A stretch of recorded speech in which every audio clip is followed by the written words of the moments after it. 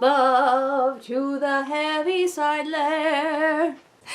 So I went to see it.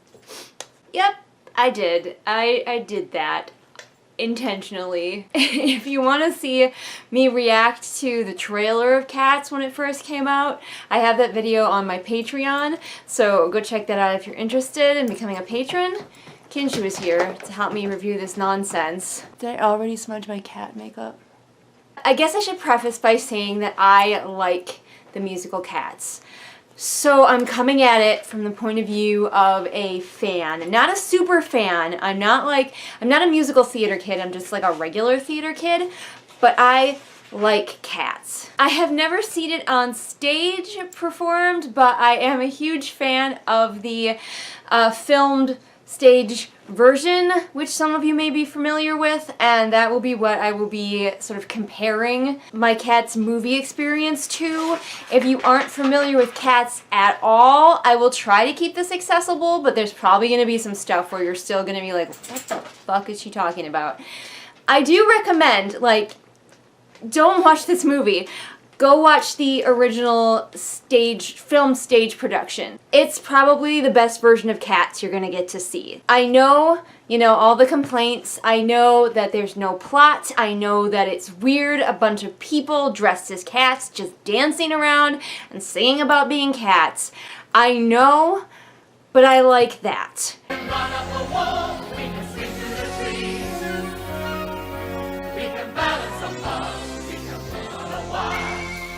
And I will say that at least in the stage production, if you give it nothing else, you can give Cats the fact that it was a challenging production. They are singing and they are dancing, and the dances are so intense sometimes. So you have to give the stage production of Cats that at least. So what about the movie of Cats? I have all the songs listed in order on my phone because like I said, I'm a fan. I'm not a super fan, so I don't have them all memorized, and I may get some of the cats' names wrong. I apologize to the super fans who may be watching.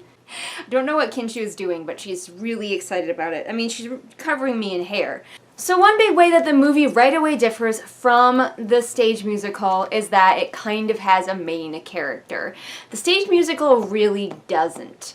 But our main character in this one, our sort of viewpoint character coming into this strange cat world, is Victoria, the white cat, who is a background character, one of the kittens, in the stage production, but here she is the one that we, come into this world with. She is dumped in an alley by her owners, and basically the only time that you will see a human in this entire thing, and then she's introduced to this world of the Jellicle cats, which are a special group of cats that are musical. The Jellicle cats gather when the Jellicle moon rises every year at the Jellicle Ball to perform one by one to prove that they are the one worthy of going to the Heaviside Lair, where they will then be, which is like cat heaven, or Jellicle heaven, I guess, where they will then be reborn into a different Jellicle life. What's a Jellicle cat? Watch the musical and find out. There's a whole song about it. That's the plot. That's the whole plot. Cats singing and dancing, introducing themselves one at a time in a competition to be chosen to go to cat heaven and get reborn. The point of it is just enjoying all of the fun songs and dances with the cats. That's the point. The movie has a little bit more of a plot in that they have the bad cat Macavity, who's kind of a villain in the stage musical. He's a proper villain in this one, and he's determined to be the one who goes to the Heaviside Lair, and he is just kidnapping other cats and just being evil, as you do. But that's about all the extra that they added, is that Victoria's a viewpoint character. Mistopheles, who's the cat at the end, has a bit of an arc in this one. Barely, but it's there. But let's just get on to it, I think. I'm just gonna kind of be comparing the movie to the stage version, because the stage version is the one that I love. I didn't write any notes. This is super fucking random. And if you hear noises, that's my cats playing with their toys. Kinshu just went under the love seat after a little mousy toy. So, everyone has talked about the CGI already. There's nothing new really for me to talk about. You've seen one review talk about the CGI. You've seen them all. I talked a little bit about my problems with it when I did my initial trailer review. A couple of things that I specifically didn't like was like, they can give them all this fur, but they can't give them a little kitty nose. Like, just draw a little kitty nose on there. Their noses are too human. Also, the ears are weird. Like, they're up here and they're twitchy. They're always twitching. And like, I have cats and their ears don't twitch that much. And also, like in the stage production, they had like these ruffs to hide their human ears. But because the ruff was there, your brain didn't go, where are their human ears? They were just like, oh, you know, it just all works together. But in this one, they have these perfectly smooth sides of their head. And I hate it. It's so uncanny valley. And of course, their human toes freak some people out. And some of the cats are wearing shoes, but like they're shoes that have been CGI'd onto their CGI fur bodies, and it's like, why? But the biggest thing for me actually was that no one ever was touching the ground. Nobody's feet were touching the ground. It's like when you watch a video game cutscene and the characters are just floating, hovering. It's hard to describe, but never, except one time, was I convinced that they were ever touching the ground, and I hated that part because dancing is a big part of this show, and I was not convinced that anyone was doing it because nobody was touching the ground. They had no weight. They were so floaty. The only time that I was convinced that someone was touching the ground was during the Skimble Shanks the Railway Cat song where he tap dances. And like they would cut to a close shot of feet on wood, and I was like, there, they filmed that man's feet. That I believe. And like sometimes they would have some cats like raised up, and they would have some other cats down here, but like the forced perspective was off, so like the cat down here would have a freakishly shaped body because of the perspective, and it was because everything was CGI'd in, and it was just gross. Why did they do this? Why did they not just put them in cat costumes? Alright, okay. That part of the rant is over. Let's get to the songs. Let's see if there's anything I liked better in this version than in the other version. I have cat hair on my kitty nose, and it's just, that's how meta. I will say that the movie did a little bit better at explaining why some of the cats start introducing themselves before their cat leader, Old Deuteronomy, shows up. Because in the stage musical, you do wonder, why are some of the cats doing their performances before the one who actually picks the winning cat shows up? But in this one, it seems more like they're like rehearsing it for Victoria. Or maybe they're showing it to Monkstrap, who's kind of the narrator cat. And when I was younger, I called him Stripes because they never say his name in the play. He was my favorite in the stage version. I did not particularly like him in this version, which is not the fault of the actor. It is completely the fault of the CGI. He was freaky looking. His head was too big. The first cat we meet is the Gumby cat, Jenny Anydots, and she sings a song about, you know, being lazy all day, but at night she whips the cockroaches and mice into shape, and they form little tap dancing armies. Obviously. I mean, isn't that what your cat does at night? That's what mine do. And she was played by Rebel Wilson, and I hated every moment of her song.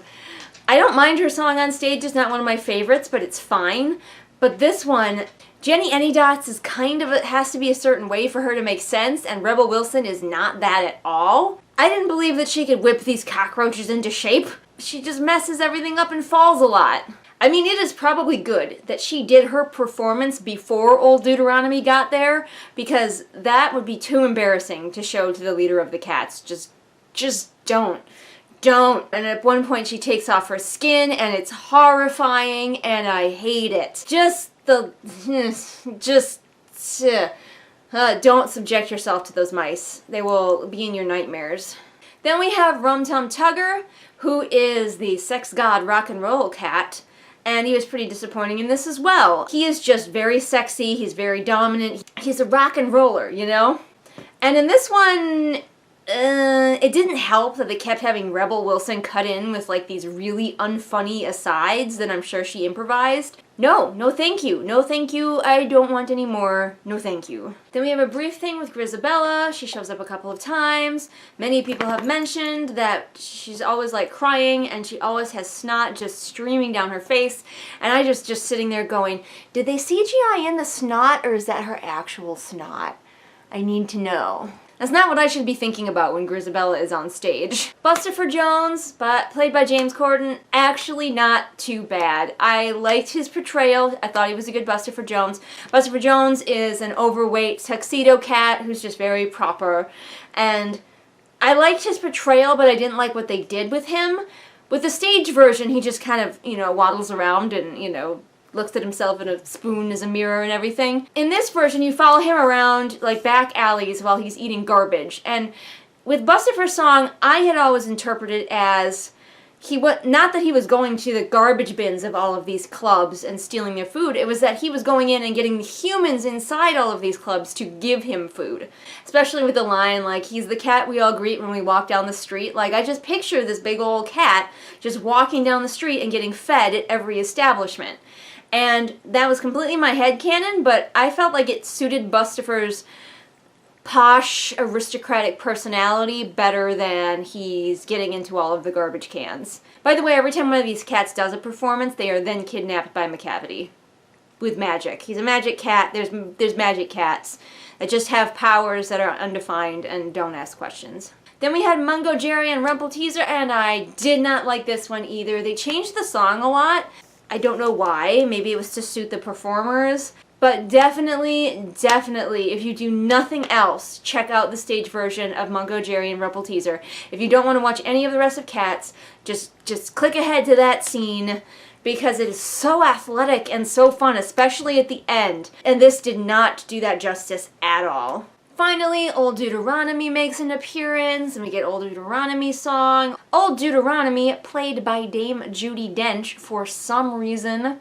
I guess she looks like she's having fun, so you do you, I guess. She can do whatever the fuck she wants. We get the Jellicle Ball Song, where all the cats are just having a fucking party, and Victoria gets to do a little ballet dancing, at which point she goes on point, which is even more weird looking because they don't put her in point shoes. She's still got her like little human toes, but she's on point on like her toes, and it does not look right. We have more from Grizabella, more snot, that's all you really need to know. We also get an added song for Victoria because she should have a song since she's now the main character for reasons, and it was fine.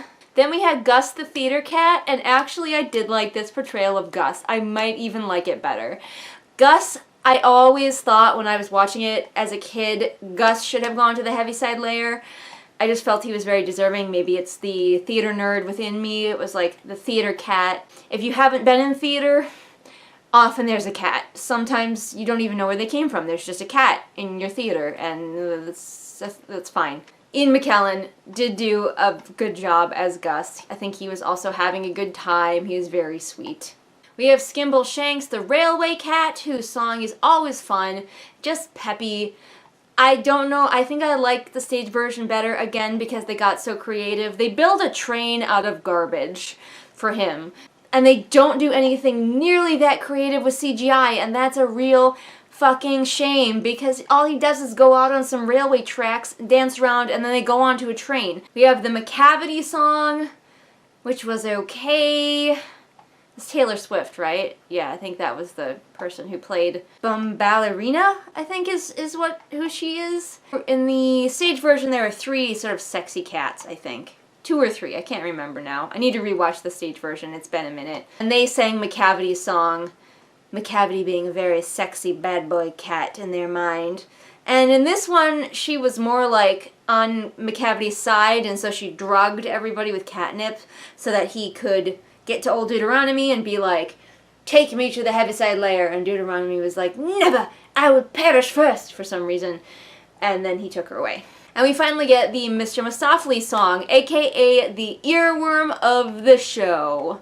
Oh, well, never was there ever a cat so clever as magical Mr. Mistopheles. Nigel, my black cat, is coming over because, like, black cat solidarity, I think. He's quiet, he's small, he is black, from his ears to the tip of his tail.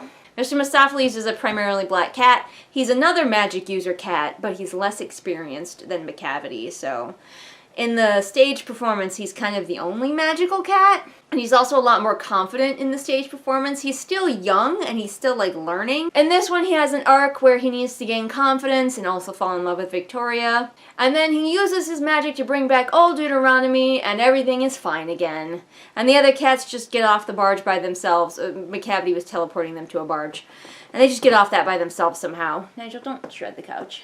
And then we have Grizabella come back with memory. In the original story, in the stage version, I feel like Grizabella is actually more the main character. She comes in periodically, and she's very sad because she was banished from the, like, Jellicle tribe, and you never know why in the stage version. I believe in the stage version it's often portrayed that she ran away with Macavity and that's why everybody hates her, and in this one it's straight up said. But I always thought when I was watching it that actually she was shunned because she was too full of herself. Like, she left to go be a big star, and she left them all. And then when her stardom faded, she came back and was like, oh, my friends. And they were like, yeah, fuck you, you left us to go, you know, serve your own ends. Which admittedly is a very cat thing to do. But she sings her sad, sad song, and old Deuteronomy is like, you can go to the Heaviside Lair. And then she does, and everybody sings the Heaviside Lair song, which was fine. You can't really fuck that one up. And then there's a song at the end, which is the addressing of cats. They should have left it off. There's no way to do it. That's not weird. And then it's just Dame Judi Dench as a cat talking to you about how to address a cat. Even in the stage production, it's weird. Why is it there? You know, it's kind of a winding down, okay, the play is over. Sort of a little bit of a tie back to the beginning, talking about what Jellicle cats are. And, you know, telling the people who had come to see the play, okay, now you've seen it, now you have a better understanding of cats, presumably. Why is it still there? Put something else there. I don't care what. Just keep having them sing the Heaviside Lair song until the end of time. I don't know. Just keep singing the Mr. Mistopheles song. In this version, old Deuteronomy assures Victoria that she is indeed a Jellicle cat, and it's just over. I mean, I knew what I was getting into going to see this movie, and it honestly wasn't as bad as I was hoping it was going to be. I was ready for it to be really atrociously bad, but it was only kind of slightly below the middle of the road badness, so I don't think it's even going to be that fun of like a rewatch. Maybe it'll become a cult classic, but I kind of doubt it, as I don't think it's quite bad enough for that. So yeah, I mean, go see it if you want to. Our theater, we were in a small theater because they weren't playing in any of the big theaters. Star Wars has to be playing, but our theater was full. So people are going to go see it for the badness now. And there were laughs in my audience and not at the parts of the movie that were supposed to be funny. We were kind of all on the same page. I couldn't shake the feeling that there was supposed to be a lot more that I was missing. If I could ever just like have a moment where I wasn't transfixed by the horrifying CGI, that I could maybe appreciate the choreography or the lighting or the color work or something. But it was just it's too distracting with the terrible cat CGI. Alright, I'm going to let you guys go before I keep talking your ears off. Like I mentioned, I do have my initial reaction to the trailer for Cats over on my Patreon, along with a lot of other exclusive videos that are only available to patrons for as little as $1 a month. They're all yours. There's over a year's worth of exclusive videos on there, so you guys know that I post new videos Mondays and Fridays. I usually talk about books and sometimes other nerdy things, but every now and then I'll sit down here on the casual couch and review a movie, so that's exciting. All the links to my social media are in the doobly-doo for ease of your clicking, and I will see you again next time with whatever it is I happen to be doing next time. Bye! What time is it? It's time to shout out my amazing patrons of the month. This month we have Lennox, Amanda, Baruch, Irene, Jenny, Kim, Lisa, Sabby Panda, Sarah, Savvy, and Scribbling Cat. You guys are the very best. I don't know what I would do without your support. It's so encouraging to me that you guys are continuing to support me on Patreon. You guys rock.